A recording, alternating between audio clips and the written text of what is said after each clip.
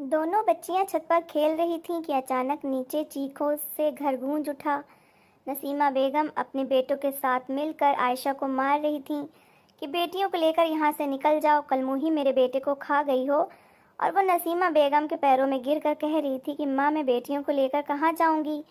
ये सब देखकर बच्चियां सहम गईं और आसमान की तरफ देखकर कहने लगीं, पापा आ जाओ, सब मिलकर माँ को मार रहे हैं। उसी दिन आयशा को बच्चियों समेत निकाल दिया गया और वो पति की कब्र पर झुग्गी लगाकर सो गई। अगली सुबह जब नसीमा बेगम और उसके बेटे उठे तो उनके पैरों तले से ज़मीन निकल गई, क्योंकि आयशा किचन में काम कर रही थी। दोनों बेटियां आंगन में धूप में खेल रही थीं, लेकिन नसीमा को एक आँख नहीं भाती थी। कहने लगी, कमबख्त, सुकून से बैठने भी नहीं देती, चलो निकलो यहाँ से, अपने कमरे में रहा करो। आयशा किचन में सबके लिए पराठे बना रही थी। एक छोटा सा कमरा था जो उसे दिया गया था, जिसमें वो अपनी दोनों अनाथ बेटियों के साथ रहती थी। बच्चियां दोनों छोटी थीं। जवानी में ही आयशा के पति का देहांत हो गया था, इसलिए सास ने आयशा से उसका कमरा छीन कर उसे छोटा सा स्टोर रूम दे दिया, जिसमें हर समय कबाड़ पड़ा रहता। वो सब निकाल कर आयशा अपनी बेटियों को लेकर वहीं रहने लगी। पूरा दिन वो किचन में काम करती रहती, पूरे घर की जिम्मेदारी भी उसी पर थी, लेकिन फिर भी नसीमा बेगम से वो एक पल बर्दाश्त नहीं होती थी। अभी भी उसकी बेटियों को डांट कर कहने लगी, जाओ छत पर जाकर खेलो। आंगन तो फिर भी कुछ कम गर्म था, लेकिन छत तो दोपहर के समय आग की तरह तप रही थी। दोनों बच्चियां ऊपर चली गई थीं। सबके लिए पराठे बनाने के बाद अभी आयशा ने टेबल पर नाश्ता रखा ही था। सब लोग नाश्ता करने के लिए बैठ गए। उसके दोनों देवर और उनके बच्चे अभी एसी वाले कमरे से निकलकर आए थे। जब आयशा ने छत की तरफ मुंह करके अपनी दोनों बेटियों की आवाज़ दी ताकि वो भी नाश्ता कर लें, तो नसीमा बेगम ने गुस्सा करते हुए कहा, अभी वो लोग नाश्ता नहीं करेंगी, रहने दो उन्हें धूप में, हम सब नाश्ता कर लेंगे, जो बच जाएगा वो तुम खिला देना अपनी बेटियों को। तौबा है भाई, जिनके बाप दिन भर कमाते हैं उन्हें पर पहले खाने को मिलेगा या फिर तुम्हारी बेटियों को जो मुफ्त में पल रही हैं। आयशा का तो दिल जैसे बुझ के रह गया था। क्या नहीं करती थी, सबके लिए कपड़े धोती थी, सबके कपड़े धोती थी, सफाई करती थी, बर्तन मांजती थी, खाना भी सबके लिए बनाती थी, पूरा दिन घन चक्कर बनी रहती थी। लेकिन सास थी कि उनके माथे के बल ठीक ही नहीं होते थे। सब लोगों ने पेट भरकर नाश्ता किया। पराठों के टुकड़े बचे हुए थे, आमलेट तो सारा खत्म हो चुका था। सब लोग टेबल से पेटों पर हाथ लगाते हुए वापस अपने कमरे में चले गए। आज छुट्टी का दिन था, इसलिए सबने अपने अपने कमरे में एसी चला रखा था। नसीमा बेगम भी अपने बड़े बेटे के कमरे में चली गईं, क्योंकि बाहर गर्मी बहुत थी। दोनों बच्चियां जब धूप में खेलकर थक कर नीचे उतर कर आईं तो पेट भरने के लिए एक रोटी भी उनके नसीब में ना थी। आयशा ने देखा तो आटा भी ख़त्म था, खुद भी भूखी बैठी थी, इसलिए सोचा कि आटा गूंद कर दोबारा से पराठा बना ले। लेकिन जैसे ही आटा गूंद कर रोटी बनाने लगी तो नसीमा बेगम किचन में आ गई। कहने लगी, इतना सारा नाश्ता तो बचा है, तुम्हें फिर आग लग गई रोटियां बनाने की? क्या पेड़ों में पैसे लगा है? तुम्हें ज़रा भी एहसास है कि तुम्हारे दोनों देवर कितनी मेहनत से कमाते हैं? वो कहने लगी, माँ, आधा पराठे का टुकड़ा है, दोनों बच्चियों को भूख लगी है, फिर मैंने भी नाश्ता नहीं किया। वो कहने लगी, एक दिन तुम तीनों नाश्ता नहीं करोगी तो मर तो नहीं जाओगी? कोई ज़रूरत नहीं है आटा इस्तेमाल करने की, इसे फ्रिज में रखो। उसने आटा फ्रिज में रख दिया, बल्कि नसीमा बेगम ने दुपट्टे के कोने से गांठ खोली, उसमें से फ्रिज की चाबी निकाल कर दी। उसके बाद फ्रिज को लॉक कर दिया। कहने लगी, खबरदार, फ्रिज में से कुछ भी निकाला तो मुझसे बुरा कोई नहीं होगा। आयशा खून के आंसू पी के रह गई थी। दोनों बेटियां माँ की हालत देखकर और माँ के बहते आंसू देखकर उसके साथ लिपट गईं। कहने लगी, अम्मी, हमें तो भूख नहीं लगी, हमें तो कुछ भी नहीं खाना, खेल खेल कर हमारा पेट भर गया है। आयशा ने तड़प कर दोनों बेटियों को सीने से लगाया और चूमने लगी। जब उसका पति जिंदा था, कभी अपनी बच्चियों की आंखों में आंसू तक नहीं बर्दाश्त करता था। लेकिन नसीमा बेगम का रवैया तब भी ऐसा ही था, क्योंकि उन्हें बेटियों से नफरत थी। कहती थी, बेटी क्यों पैदा हुई है? तभी भी अपने पोतों से ज़्यादा मोहब्बत करती थी, क्योंकि दोनों छोटे देवरों के बेटे थे, इसलिए नसीमा बेगम को दोनों छोटे बेटों और उनके बेटों से प्यार था। कई बार बातों बातों में आयशा से कह चुकी थी कि अपना सामान समेटो और अपने मायके चली जाओ, लेकिन मायके में बूढ़े माँ बाप थे, किराए का मकान था, भाई था, लेकिन उसकी भी कोई ख़ास नौकरी न थी, दिहाड़ी मजदूर था, पता नहीं अपना घर कैसे चला रहा था। वो बहन की जिम्मेदारी और उसके बच्चों की जिम्मेदारी नहीं संभाल सकता था, इसलिए वो चुपचाप ससुराल में ही रहती थी, किसी से उफ तक नहीं करती थी। उसने अपने हाथों से बचे हुए पराठे के टुकड़े अपनी बेटियों के मुंह में डाले थे। वो बच्चियां आंसू बहा रही थीं और साथ साथ पराठा खा रही थीं और पानी के घूंट भर रही थीं।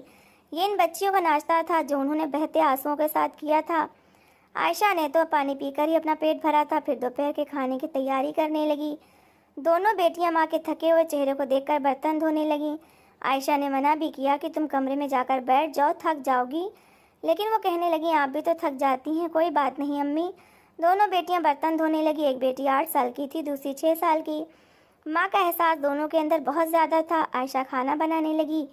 किचन इस समय तंदूर की तरह तप रहा था। दोनों बच्चियां पसीना साफ कर रही थीं, साथ साथ बर्तन धो रही थी कि अचानक से छोटी बेटी के हाथ से गिलास छूटा और फर्श पर गिरकर टूट गया। शीशे का गिलास था और उसकी देवरानी के दहेज का था।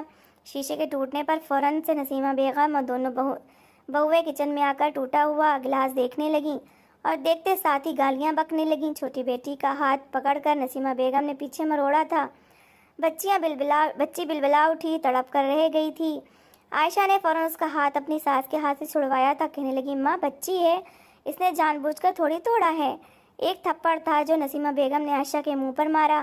कहने लगी कमीनी, जब तुझे पता है कि वो बच्ची है तो इससे बर्तन क्यों धुलवा रही थी? पता है तुझे मेरी बहू का सेट है, खराब कर दिया, हज़ारों रुपए का आता है। छोटी देवरानी के माथे पर भी बल पड़ गए थे। गुस्से से आयशा को देखने लगी। इसे क्या, ये कौन सा ट्रक भरकर दहेज लाई थी? मुंह उठाकर खाली हाथ उठकर आ गई थी अपनी गरीबी का रोना रोने के लिए कि मेरे घर वालों के पास दहेज नहीं है। अब अपनी बेटियों को खुली छूट दे रखी है ताकि वो दूसरों के कीमती बर्तनों पर हाथ साफ करें। आयशा कहने लगी कि मुझे ज़रा भी पता नहीं था। वो कहने लगी तुम्हें पता है मेरा पूरा जग सेट खराब हो गया है, इसके पैसे क्या तुम्हारा बाप भरेगा जिसने तुम्हें दहेज की देने की भी जहमत नहीं की? तीनों ने आयशा को बहुत बातें सुनाई। दोनों बच्चियों के मुंह पर भी थप्पड़ मारे। दोनों बच्चियां रोती हुई स्टोर रूम में चली गईं जहां वो रहती थीं। आयशा को भी बहुत बुरा भला कहा गया। सास कहने लगी दफ़ा हो जाओ हमारे घर से मनहूस औरत, तेरी मनहूसियत से मेरा बेटा मर गया, पता नहीं तू कब सबको मार कर ही यहाँ से निकलेगी। जब भी आयशा से कोई नुकसान होता था उसे ऐसी ही बातें सुनने को मिलती थीं। जब वो कमरे में आई तो दोनों बेटियां माँ के सामने हाथ जोड़ने लगीं। वो तो पहले ही मना कर रही थी कि बर्तन ना धोए, लेकिन उन्होंने माँ का एहसास करना चाहा था। ये नहीं पता था कि गिलास टूट जाएगा और एक तमाशा सा लग जाएगा। सबके बच्चे स्कूल जाते थे लेकिन उसकी बेटियों के स्कूल के खर्चे भी कोई उठाने को तैयार न था। हालांकि उसके पति ने छोटे बहन भाइयों को खुद पाला था, उनके सारे खर्चे उठाए थे। पापा के देहांत के बाद उसने ही दिन रात एक करके बाप की दुकानें चलाई थी और मेहनत करके मार्केट में नाम बनाया था। जब आयशा की शादी हुई थी तब उसका पति आयशा से 20 साल बड़ा था। क्योंकि सबकी जिम्मेदारियां पूरी करने के बाद ही माँ को बड़े बेटे की शादी का ख्याल आया था। आयशा कम उम्र थी और खूबसूरत भी थी, इसलिए पति उससे बड़ा खुश होता। ये बात उसकी माँ से बर्दाश्त नहीं होती थी। पूरे घर का सारा खर्चा आयशा का पति उठा रहा था। 2 बेटियां हुई तो उसकी माँ का मुंह बन गया। इसके बाद उसने छोटे बेटों की शादी कर दी और छोटे बेटों को अपने हाथ में कर लिया और उन्हें समझाना शुरू कर दिया कि तुम्हारा बड़ा भाई पढ़ा लिखा नहीं है, इसलिए इसे बेवकूफ़ बना और धीरे धीरे इसके हाथ से हर चीज़ अपने हाथ में ले लो। छोटे भाइयों ने भी बड़े प्यार मोहब्बत से बड़े भाई को शीशे में उतारा। कहने लगे कि आपको तो बैंक अकाउंट का कुछ पता नहीं है, पैसे बैंक में डालते हैं, यूँ चोरी होने का खतरा रहता है। ये भी कहने लगे कि सारा हिसाब किताब हम लोग अपने हाथ में रखते हैं ताकि आपको मुश्किल ना हो, हम भी आपका हाथ बटाते हैं। बड़े भाई को छोटे भाइयों पर अंधा भरोसा था, समझता था कि कभी भी उसे धोखा नहीं देंगे। उसने ऐसा ही किया, लेकिन छोटे भाइयों ने पैसे की हेरफेर शुरू कर दी, अपने अकाउंट में लेन देन कर लिया, दुकानदारों के साथ भी अपनी डील कर ली थी। बड़े भाई को एक नौकर बनाकर रख लिया था। जब बड़े भाई को होश आया तो उसके हाथ में कुछ भी नहीं था। माँ ने दोनों बेटों के साथ मिलकर बड़े बेटे को बहुत बड़ा धोखा दिया था। फिर कहने लगी कि तुमने हमारे लिए किया ही क्या है? वो कहने लगा कि पापा के देहांत के बाद सब कुछ मैंने तो किया है माँ, और ये छोटे होकर सब कुछ मेरे हाथ से छीन चुके हैं। यहाँ तक कि घर के खर्चे के लिए, अपने बच्चों के फीस भरने के लिए मुझे इनसे पैसे मांगने पड़ते हैं और ये कहते हैं कि अभी अकाउंट नहीं चल रहा, पैसे नहीं निकाल सकते। और आप कह रही हैं कि मैंने क्या किया है? मैंने अपनी सारी ज़िंदगी इनको पढ़ाने में, लिखाने में, कामयाब बनाने में लगा दी और आज आप कह रही हैं कि मैंने क्या किया है? ये बात बड़े बेटे से बर्दाश्त नहीं हो रही थी। उसे यकीन नहीं आ रहा था कि ये वही माँ है।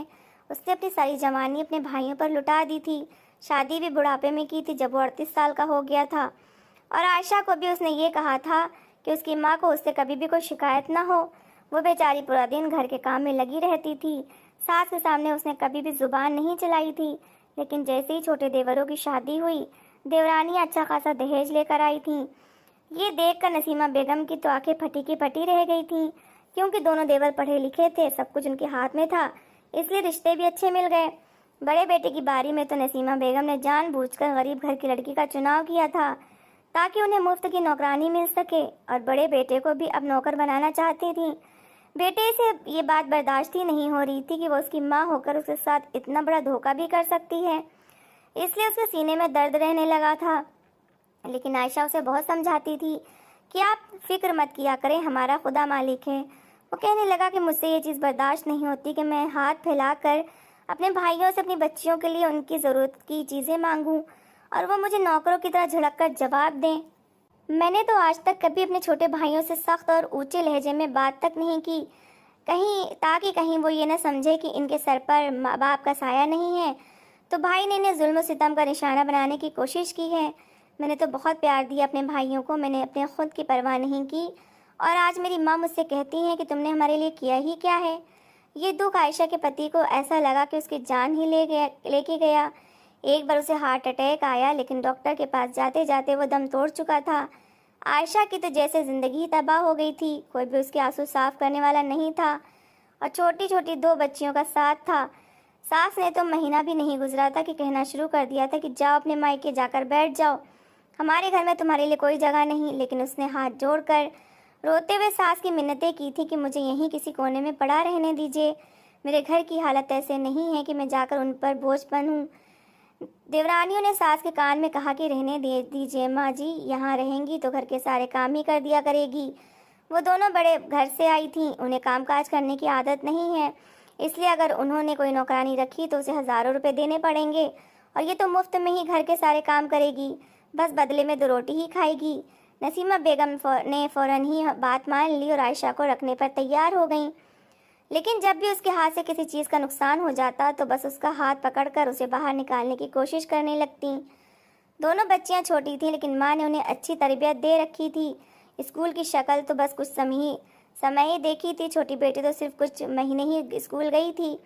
बड़ी बेटी ने 2 साल पढ़ा था कि पिता के देहांत के बाद उसका स्कूल छुड़वा दिया गया। लेकिन फ्री टाइम में आयशा उन्हें दीनी शिक्षा देती थी, और दोनों बेटियां होशियार थीं, इसलिए सब याद कर लेती थीं। आयशा कहने लगी कि जब भी कोई परेशानी आए तो खुदा से दुआ करो तो हर मुश्किल आसान हो जाती है। दोनों बच्चियां यही करती थीं। जब भी आयशा नमाज पढ़ती तो वो दोनों भी अपनी माँ के साथ खड़ी होकर नमाज पढ़ने लगती। आयशा का पति जब जिंदा था तो वो आस पड़ोस भी चली जाती थी। उसकी एक पड़ोसन से अच्छी खासी दोस्ती थी, जो कि कभी कभार घर पर भी आ जाती थी, और आयशा के पति के देहांत के बाद वो कभी आयशा के लिए कपड़े ले आती, कभी उसकी बच्चियों के लिए थोड़े से पैसे दे जाती, फल वगैरह रख जाती थी। छुपा छुपा कर वो आयशा की मदद करती रहती थी, और उससे ये भी कहती कि अगर किसी भी चीज़ की ज़रूरत हो तो बता दिया करे। नसीमा बेगम की नज़र में कभी ऐसी कोई चीज़ आ जाती तो फ़ौरन ही पड़ोसन को रोक लेती और कहती कि सेब और फल किसके लिए लेकर आई हो। वो कहती कि बस ऐसे ही बच्चों के लिए लाई थी। वो जानती थी कि नसीमा बेगम ये सब चीज़ें बर्दाश्त नहीं करती। वो कहने लगी, ला मुझे दो, मुझे जिसको देना होगा दे दूंगी। बच्चियों के लिए लाई थी, जैसे कि हम बच्चियों को पूछते नहीं है क्या, और ख़ुद फल काट कर खाने लगती। इसलिए पड़ोसन जब भी आती तो छुप छुपा कर ही उसके कमरे में सामान रखती थी, ताकि कोई देख ना ले। इससे ये होता था कि बच्चियां कमरे में खा पी लेती थीं। कभी कभी आयशा को खुद भी कुछ फल खाने को मिल जाता था, क्योंकि पड़ोसन का पति फल का ठेला लगाता था, इसलिए जो फल बच जाता वो घर ले आता था। एक बार आयशा की छोटी बेटी को बुखार हो गया। आयशा ने नसीमा बेगम से कहा कि मेरी बेटी को बहुत तेज़ बुखार है, खुदा के लिए माई से डॉक्टर के पास लेकर चली जाइए। वो कहने लगी, इतने फालतू पैसे नहीं है हमारे पास कि उसकी बीमारी पर खर्च करें, अच्छा है मर जाए, जान छूटेगी इससे। उसने दोनों देवरों की मिन्नतें की कि अपनी देवरानियों से भी कहा, लेकिन किसी ने भी उसकी एक नहीं सुनी। रोते धोते वो बेटी को गोद में उठाकर पड़ोसन के पास चली आई। पड़ोसन और उसका पति वहीं पर था। बच्ची को बुखार से कांपते हुए देखा तो दोनों ही घबरा गए। उसकी पड़ोसन और उसका पति आयशा के साथ बच्ची को डॉक्टर के पास लेकर गए। बच्ची को मलेरिया हुआ था। सारा खर्चा पड़ोसन के पति ने किया, क्योंकि आयशा के पति से उसकी अच्छी बातचीत थी। वो उनका शुक्रिया अदा करने लगी। आयशा दवाई लेकर घर आई तो सास से देवर कहने लगी कि ये बदचलन औरत है, इसे घर से निकालो। ये गैर मर्दों से जाकर अपनी बच्ची के लिए दवाइयाँ और पैसे मांगती है, ताकि ये साबित कर सके कि हम इसकी ज़रूरतें पूरी नहीं करते। अब ये इस घर में नहीं रहेगी। देवर ने अपनी माँ के साथ मिलकर माँ बेटियों को धक्के देकर घर से निकाल दिया। कहने लगे अब ये इस घर में नहीं रहेगी। वो बेचारी रोती धोती कब्रिस्तान में चली गई जहाँ उसके शौहर की कब्र थी। वहीं पर उसने झुग्गी बना ली और रोने लगी। उसकी दोनों बेटियां इस सर्दी के मौसम में झुग्गी में लेटी हुई कांप रही थीं। जैसे ही आयशा थकन से चूर होकर सोई तो दोनों बेटियां झुग्गी से बाहर निकल आईं। आसमान को देखकर कहने लगी, पापा कहाँ चले गए हैं? खुदा के लिए वापस आ जाइए, ये दुनिया बहुत बुरी है। दादी और चाचा भी बहुत बुरे हैं, हमें धक्के देकर घर से निकाल दिया। ये कहते कहते रोती रोती वो अपने बाप की कब्र पर ही सो गई थीं। लेकिन जब नसीमा बेगम के अगले दिन आँख खुली तो दोनों बहुएं किचन में नाश्ता बना रही थीं।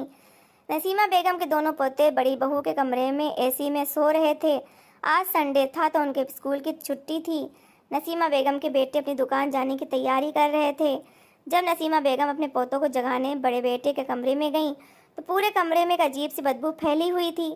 लग रहा था कि जैसे एसी जल गया है या एसी की कोई वायर जल गई हो। इस बदबू के मारे कमरों के दरवाजे और खिड़कियां खोल दी गईं, लेकिन दोनों पोते उठने का नाम नहीं ले रहे थे। दोनों बेटे अपने बच्चों को लेकर डॉक्टर के पास पहुंचे तो पता चला कि एसी में से एक केमिकल कमरे में फैलने की वजह से बच्चों की मौत हो गई है। दोनों पोते मर चुके थे। घर में कोहराम समझ गया था। दोनों देवर और देवरानियां रो रो कर पागल हो गए थे। नसीमा बेगम का भी यही हाल था। तब जाकर नसीमा बेगम को एहसास हुआ था कि खुदा की लाठी में आवाज़ नहीं होती है। अब वो पागलों की तरह बाहर निकलकर आयशा और दोनों बच्चियों को ढूंढने लगी। लोगों से पूछने लगी कि क्या तुमने मेरी बहू को देखा है? सारे पड़ोसी जानते थे कि नसीमा बेगम का व्यवहार आयशा के साथ अच्छा नहीं था। वो कहने लगे कि अब तुम्हें बहू की याद कैसे आ गई?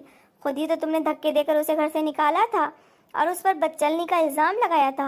हालांकि हम जानते हैं कि वो एक नेक और शरीफ औरत है। तुमने उसे बेघर किया, इसलिए खुदा ने उसकी हाय तुम्हारे घर पर लगा दी। अब अपना आशियाना जला है तो तुम्हें बहू याद आ गई। नसीमा बेगम ने हर जगह ढूंढ लिया था। जैसे ही कब्रिस्तान के सामने से गुजरी तो बेटा याद आया, जिसने अपनी सारी ज़िंदगी माँ की सेवा में गुजार दी थी। उनकी आंखों से आंसू बहने लगे। सोचा कि बेटे की कब्र पर जाकर उससे माफ़ी मांग ले। लेकिन जैसे ही कब्रिस्तान में गईं तो दोनों पोतियां बाप की कब्र पर ही सोई हुई थीं और यूं हाथ कब्र पर रखे थे जैसे बाप के पेट पर रखे हों। ये देखकर नसीमा बेगम का कलेजा फटने को आया था। उसे एहसास हुआ था कि वो कितना बड़ा जुल्म कर रही थी। झुग्गी में देखा तो बहू बेहाल पड़ी थी, बुखार में तप रही थी। उसने दोनों बच्चियों को उठाकर अपने सीने से लगाया और रोने लगी। कहने लगी, मुझे माफ़ कर दो। दोनों बच्चियां हैरत से अपनी दादी को देख रही थीं। आयशा भी बुखार की वजह से बेहाल पड़ी थी, लेकिन सास की आवाज़ सुनकर बड़ी मुश्किल से उठकर बाहर आई। उन्हें रोता हुआ देखकर हैरान थी। नसीमा बेगम ने आयशा से भी माफ़ी मांगी और उसे अपने घर ले गईं। उसे वही कमरा दिया जो कि बड़े बेटे की ज़िंदगी में उसके पास था और बच्चियों का खर्चा भी उठाने लगी। जब आयशा ने ये देखा कि दोनों देवरानी अपने बेटों को खो चुकी हैं और उन्हें अपनी गलती का एहसास हो चुका है तो आसमान की तरफ देखने लगी कि बेशक जब खुदा इंतकाम लेने पर आता है तो बड़े बड़ों की चीखें निकल जाती हैं। जालिम लोग भी बिलबिला उठते हैं। कल तक सबकी नफरतें आयशा और उसकी बेटियों के साथ थीं, लेकिन एक झटके में ही खुदा ने ऐसा गम दिया कि सबकी तौबा हो गई थी। किसी के साथ इतना जुल्म नहीं करना चाहिए कि उसकी बद्दुआ आपके लिए बर्बादी का कारण बन जाए। तो दोस्तों, इस कहानी को लेकर आपकी क्या राय है कमेंट बॉक्स में ज़रूर बताएं और अगर कहानी अच्छी लगी हो तो प्लीज़ इसे लाइक करें।